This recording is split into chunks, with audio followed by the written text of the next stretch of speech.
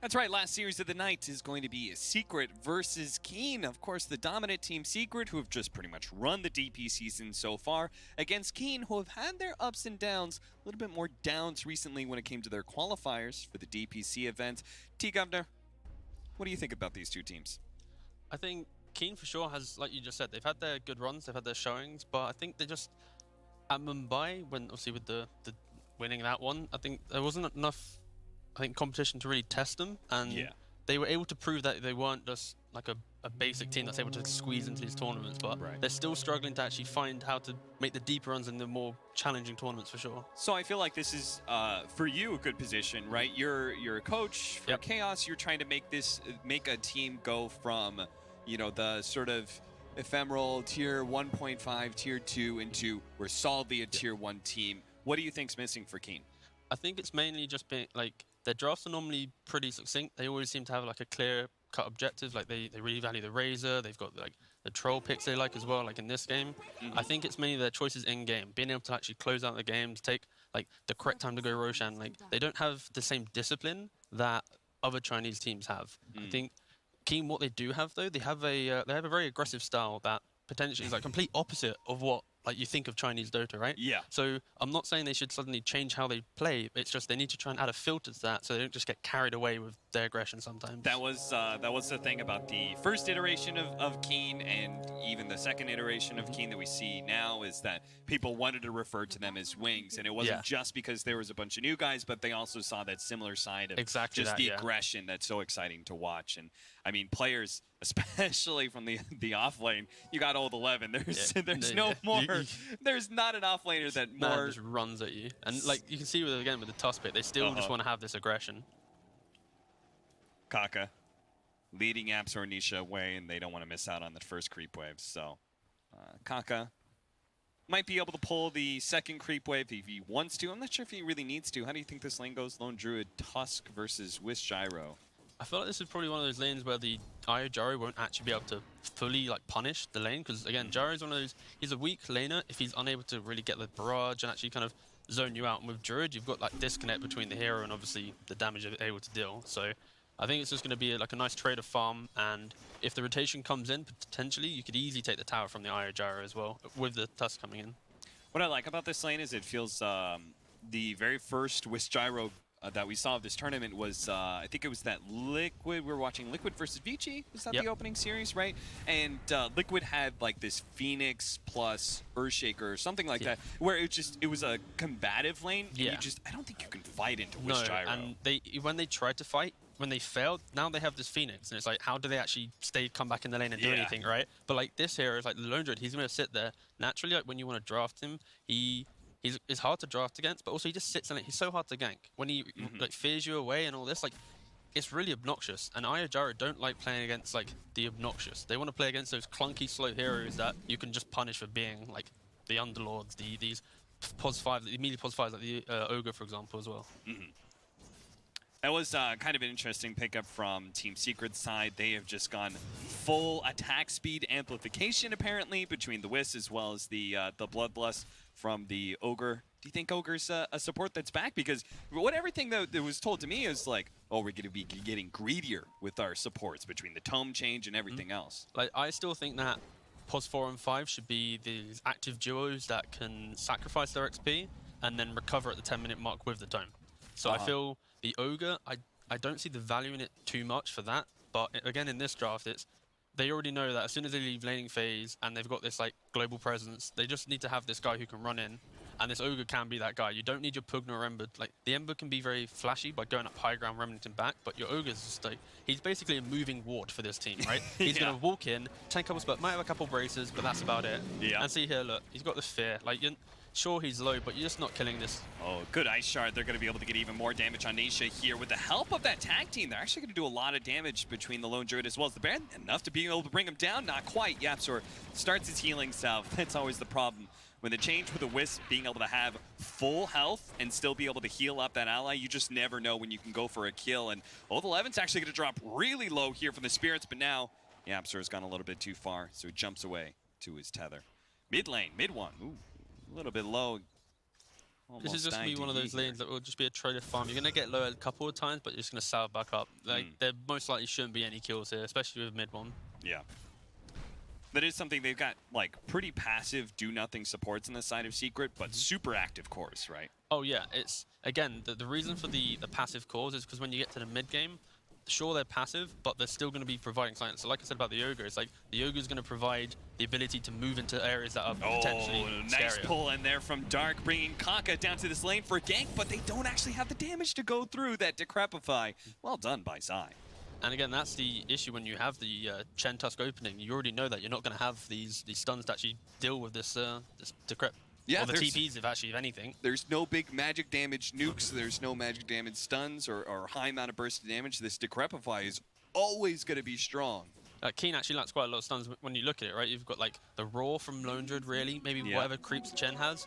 The punch on top, like it's not like clean stuns. These fights are going to be very, like, you're going to go to an objective, the Lone Druid's going to start hitting the tower, and it's going to be, if they come on you, then they're going to go. They're not going to start and try and take this fight, because if it's drawn out, they don't have enough control to actually keep them in place. Right. Bottom lane, we haven't talked a whole lot about it, but it's an aggro dual lane of the Pugna and Ogre against the Troll, who's probably just going to be farming away for the most part. Yeah, especially when you already forced the Pugna TP out, the Troll's just going to enjoy lanes. That's the main reason for the Troll pick, and why some teams do pick it early. It just gets to sit in the lane, it spams axes, it's really hard to really pressure him. I know I feel when I see an early Troll pick, I'm like, what do I pick as an offlaner to really punish him? Mid one going to be in some trouble here, does manage to get the first blood first, can he get out too? He's actually going to turn with a Flame Guard activated, and Yapzor healing him up. Kaka will be able to get away, but that was not the gank that Keen thought it was going to be, giving away first blood to mid one. Yeah, Puck was trying to play on the limits there with the tag team.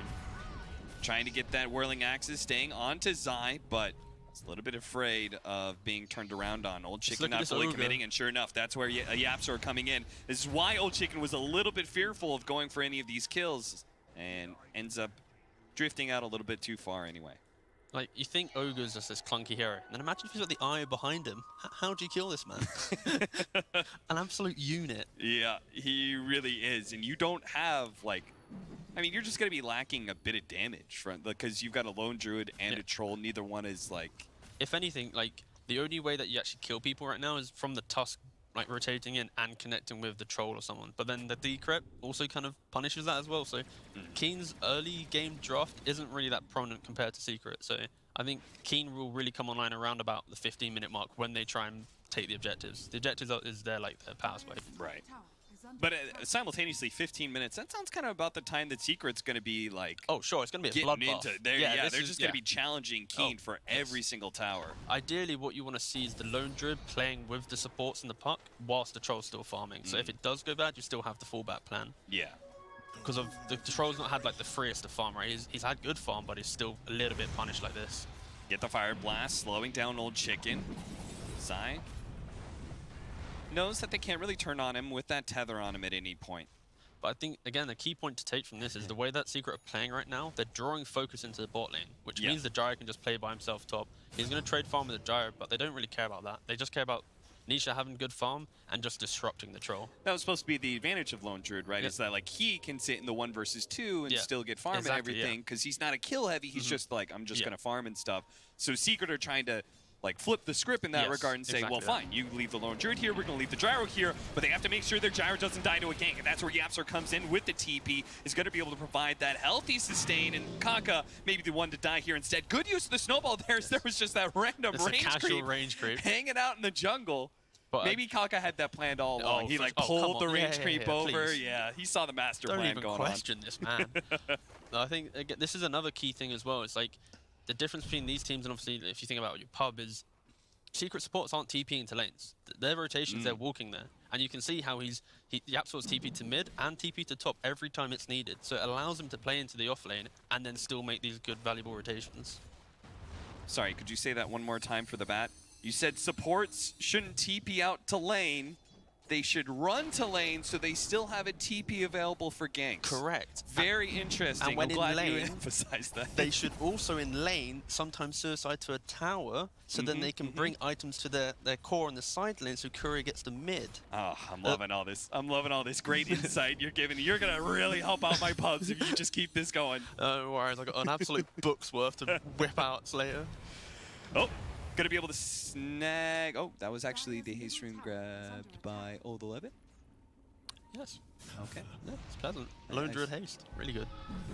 Puppy in trouble. I'm hearing a lot of screaming going on from from the players. I don't think it's about an ogre magi kill. No, though. I don't think there's a lot of value in this. I'm assuming that's coming from a different game, but there's been a lot of hyped up players at this venue, knowing that the opponent can hear them. That is the good thing about, like, I think casting from here. You can feel the emotion from the players as you're also saying stuff.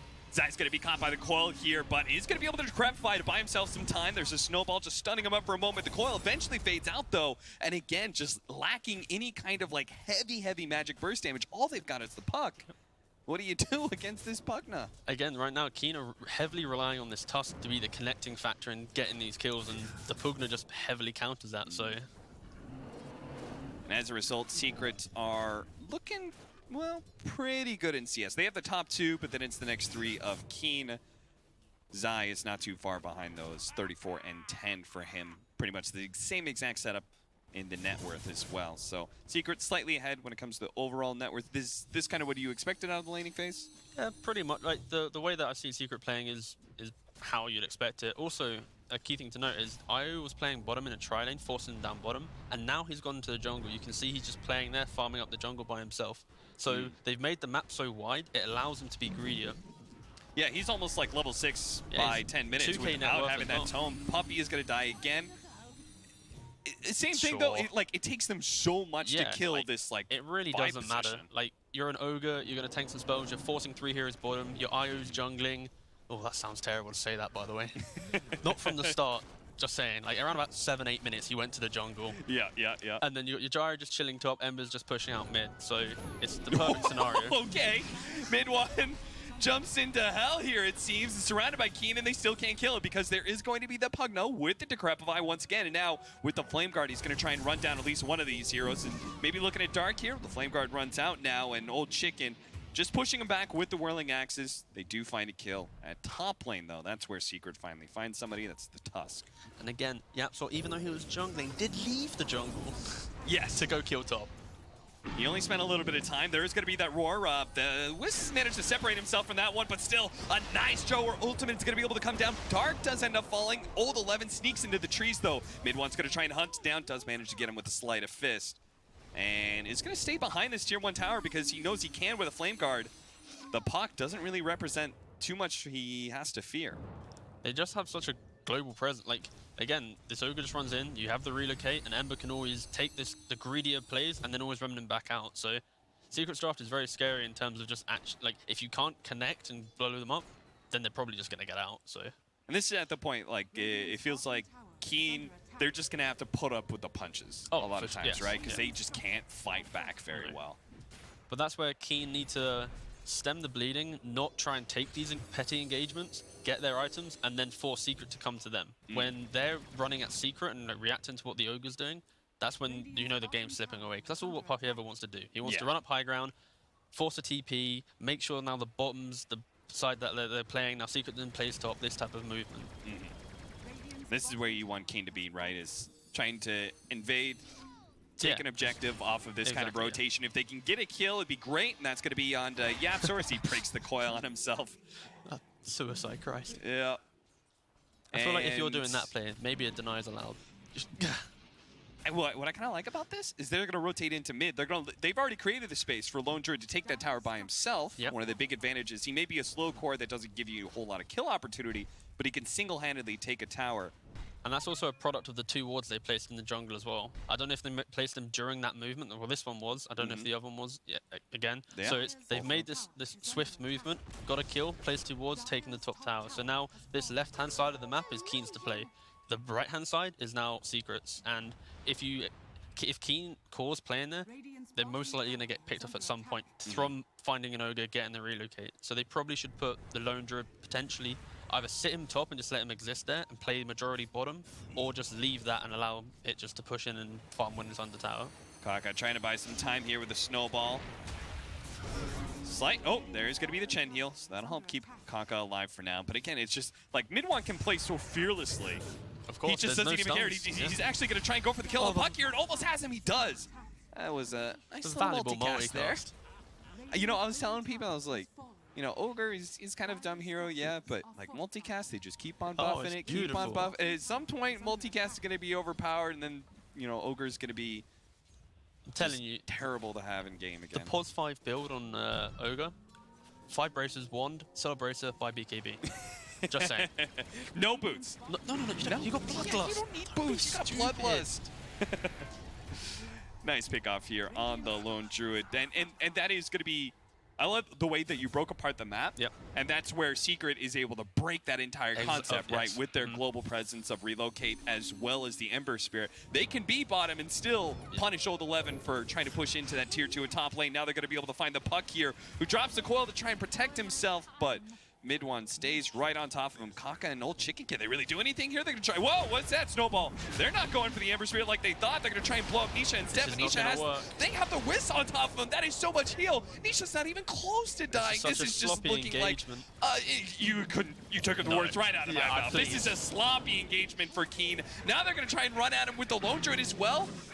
They're just throwing everything they have at Secret to try and recover a fight that they were never going to win in the first place. You know this IO hero, when he heals and he sits there? Yeah, he's the guy you need to blow up, lads. Nisha's at the same health that he was when you started the engagement. Yes.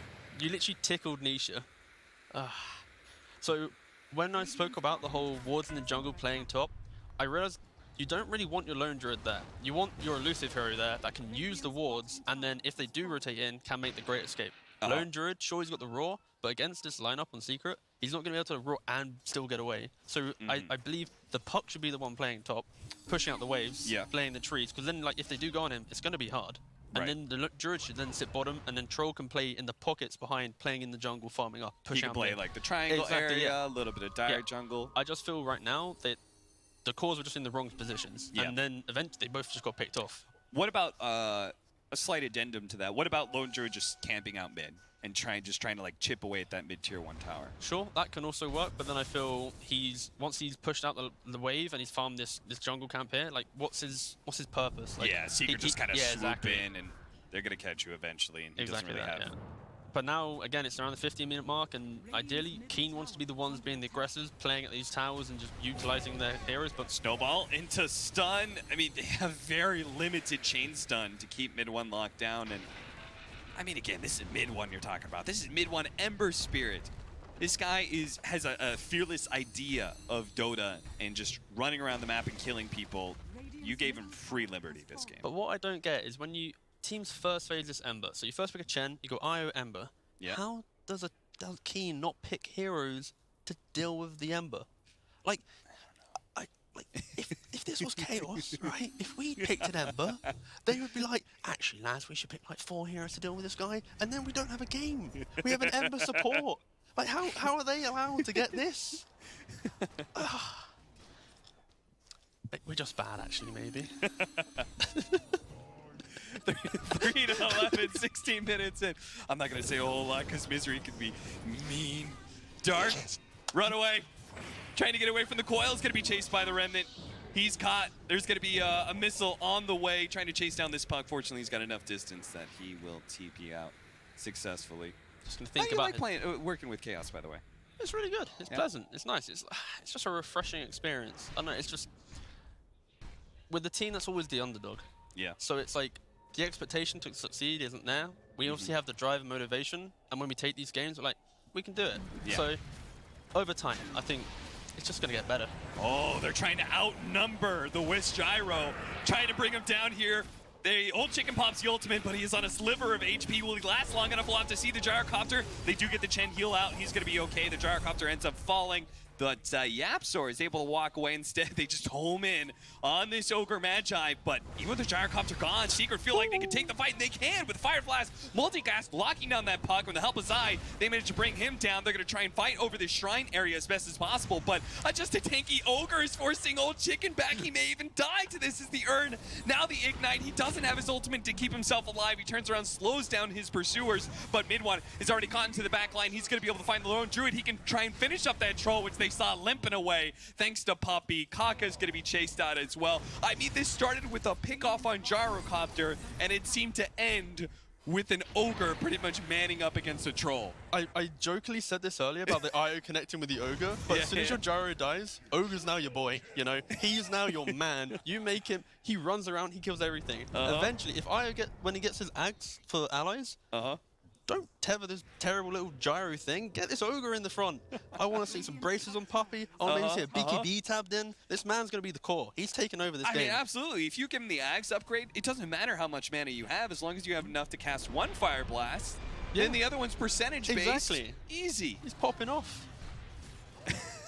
I like the slow-mo opportunity here for Ogre Magi just turning and just beating down this troll. Just like you're pretty much always going to get a multicast. So beautiful. Oh, so majestic. Look at this beast.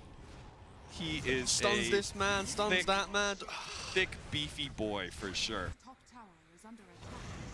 And now they're going to try and play, defending their ward. It is going to be Puppey, the first one down, but now the Gyrocopter will relocate in. Troll does manage to get his ultimate off, but they're just ignoring him at this point because they know he's going to fall eventually here. We're going to try and get some extra heroes. That may be the Puck, who jumps inside of his base. He'll be okay. Oh, maybe not. Mid1.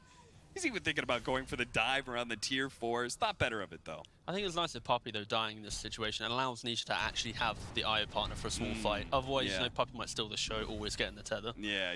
He wants to make sure his young superstar player his confidence isn't shook too much by Puppey taking over his job. Because that was potentially shook from the Morphin game when he didn't buy the BKB. So. Oh, Team Governor, you savage. I like it. Just pointing out the facts. What is Secret's current group stage standing, by the way? I believe they are 3-3 right now. So this game Mid1's in a little deep here with not a whole lot of mana, but he's got the backup of a Pugna as well as the Gyrocopter to just lay out so much magic damage. Can't really go forward too much. Yeah, 3-3. So pretty even group stage, and yeah, Keener just going to call it here. I mean, we could feel it for like the last 10 minutes. It's got a little bit casual, not going to lie, seeing the... Yeah, that was, well, that was rough for Keen because they were already 2-4, now 2-5. They were tied up with Alliance and Gambit. They got to fight through Team Secret here and try and get at least one win out of this series just to give themselves a leg up over the other teams who are currently holding those elimination spots. I'm looking forward to seeing some more IO Gyro, by the way. No, not Gyro. I don't care about Gyro. Ogre, sorry. Ogre. Yeah, Ogre IO. Ogre IO. I'm just more upset I didn't get to see Ogre at the tier 2s with the Fortify. I know I mentioned that coming here, but I just wanted to see a nice little push and then the Bloodlust, like, pew, pew, pew, pew, pew, and all the multi-shot just going off. Going absolutely ham, yeah. All right. I have a proposition for you. What about, because I see our panel is a little bit late, what about over 3-position Ogre? Let's bring it back. Yeah, why not? Let's bring it back, right? You got the multicast on Midas. Yeah. You know what the big play would be? I feel like offlane Ogre could be good against potentially a Naga or a TB. You know why? You buy the Dagon, you Dagon multicast, kill the illusions. Like, why not? Beautiful. Beautiful. Honestly, I'm offering you an opportunity right now. Okay, yep. Quick chaos. Yeah. Come join Veggies. Yeah. We'll make the TI run. Yeah. Sure. Okay. I'm down. All right. I'm sorry, well, Chaos, I'm gone. I got a team to start practicing with. We'll be back here for game 2, but first, off to the panel. Yeah, it's funny actually, Cap. I'd already sold him on the idea of being the coach for Veggies, but if you want to make him a player, that's cool too. We can just co-opt him in. Well done to Team Secret, 16-4, or actually a little bit larger than that in the end, and a very good victory for them as well. Blitz, Empyrean, Flax alongside me to break things down. What'd you make of that? I felt like that was a pretty significant outdraft. It was, wasn't it? The weird part is like they second pick Ember and then they picked Puck into it. Mm. And I was like, that is curious. And then they just kind of kept countering themselves. And I was like, that's very interesting. Do you think that's a no? Do you think they just overlooked that a little bit and kind of got lost in the draft and then went, oh crap, we haven't done anything about Ember? No, I mean, they picked Puck into it. Yeah. I was like, well, maybe that's an offlane Puck. It's got to be an offlane Yeah, Puck. you Because did. the You said Ember's at just the going to time, go didn't off. And then Yeah. I was like, well, maybe Maybe it's, they think they can get through the lanes and then it'll be better afterwards? I guess, but I mean, I don't know. Secret Yeah. kind of just had a free time. Midone was able to just sort of do whatever he wanted in that game. Second fastest game so far here at ESL One Birmingham. They won't beat the record, I don't think. It was a 14-minute game yesterday from OG. 20 minutes and 15 seconds. That's all we saw. It's won 21-5 in the end as far as the kills were concerned. And Team Secret very much the dominant force, Ted. Yeah, I mean, I was wondering how they were going to start a fight. It turns out they were just going to walk at them.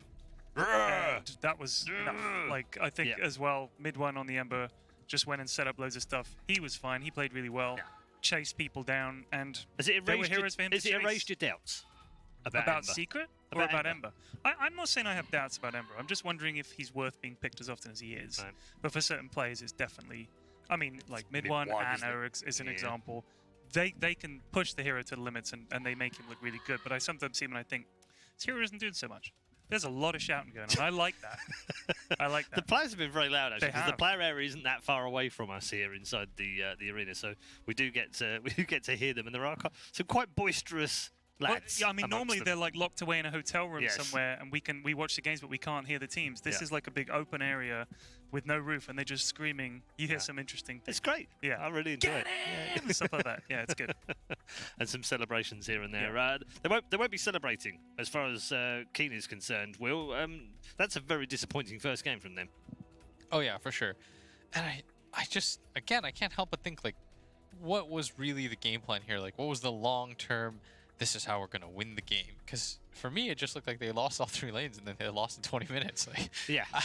and I haven't seen that predictable of a result like post draft in a really long time. Because I felt like the weird part is I thought they counterpicked themselves, and I was like, poor Keen, what's going on, guys? Like, and you know, I thought you were gonna ask me like, how do you think this game is gonna go? But we ran out of time, so I was like, I was gonna be like, oh, this. It's what we call a teeth drying game. Yeah, definitely. One of those. It's a bit rough. I think that we've got the summary. It was a very difficult game for Keen to execute, and that's been proved right as far as Team Secret are concerned. They're back on the road, aren't they? After a 2-0 victory against Gambit, they now move to 4-3. We'll see if they can make it 5-3 after this.